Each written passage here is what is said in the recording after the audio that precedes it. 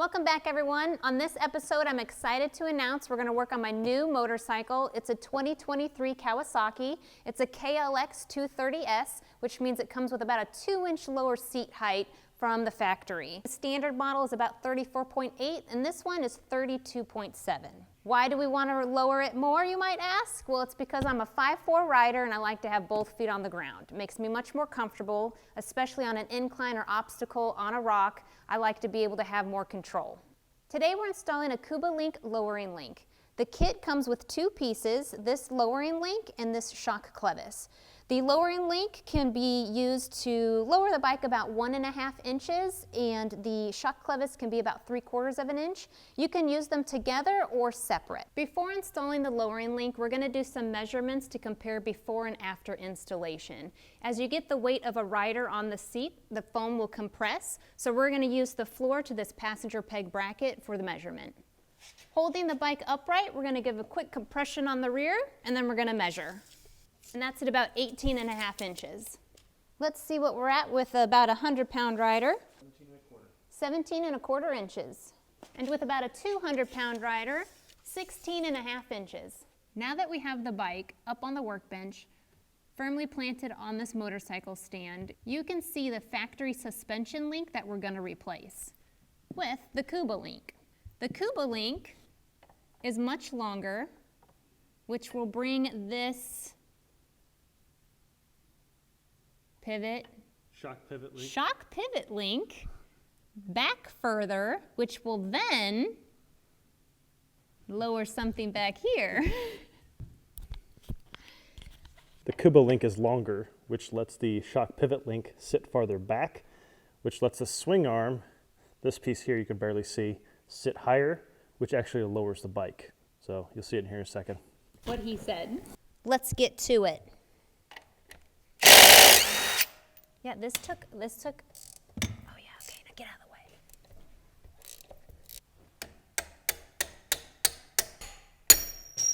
Oh my gosh, stuck in there.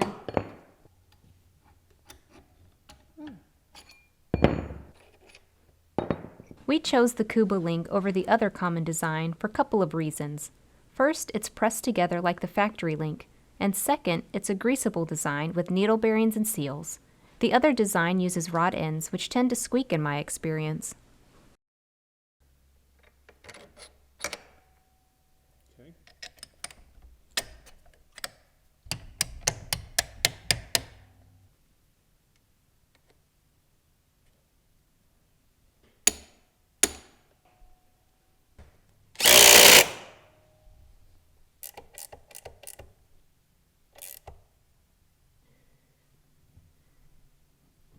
Then we'll come off, unscrew the thing a little bit.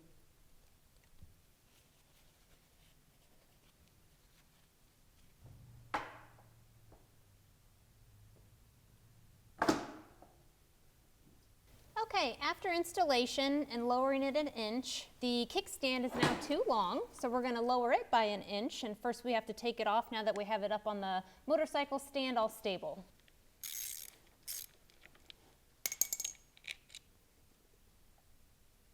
You disconnect the springs first or it's going to rock it. Oh. That's great. I'm a better assistant than you. How dare you.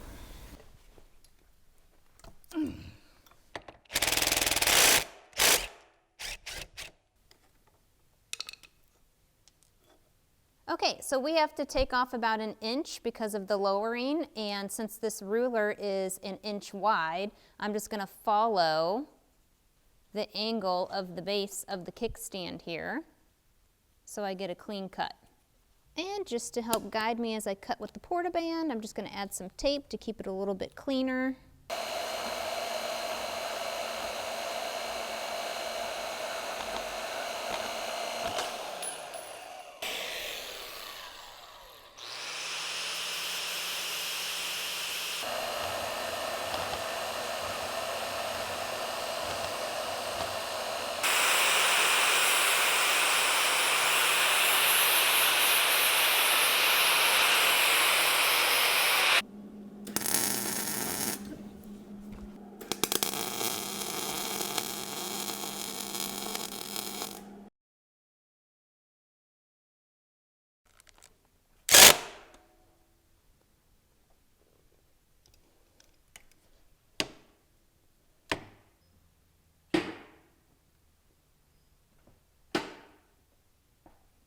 With the KoubaLink now installed, we're going to do our measurements for comparison, and we're at 17.5 inches now.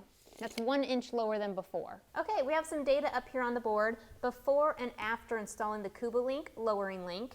As you can see, we measure with no rider, 100-pound rider, and 200-pound rider, and regardless, you get about an inch drop on the bike. So that's all well and good, but with anything there could be cons, and one of which we have up here showing the ground clearance. So with a 200-pound rider, you've got less than 6 inches, no skid plate, so that might be something to consider if you're on the trail with obstacles like logs and rocks. So I'm a newer rider, and the lower bike really gives me confidence and comfort while I'm building my skills. So that's a lot of what I'm basing my decision making on is my previous Honda Trail 125. At a seat height, it is about 31 inches, and right now with the KoubaLink installed on the KLX, we're at about 30.5. So I'm hoping that gives me enough lowering without jeopardizing any more ground clearance. But if I do decide I want that bike to be lower, I do have some options. So we talked about the Kouba clevis that could be installed for about 3/4 inch more drop. However, Kouba really recommends that you have a dealer do this because it requires disassembling the shock. Another option is to lower the front. To lower the front of the bike, you can just loosen these 4 bolts on each side and slide the shock through the triple tree, giving you about 3/4 inch. The other option is the KoubaLink. There's a low profile seat that they sell that will give you an additional inch, and that's great because it won't jeopardize your ground clearance if you're planning to do a lot of trails. The KoubaLink lowering link was really easy to install. The hardest part was really modifying that kickstand. But if you guys liked what you saw, we do have more plans, so please like and subscribe, and we'll see you next time.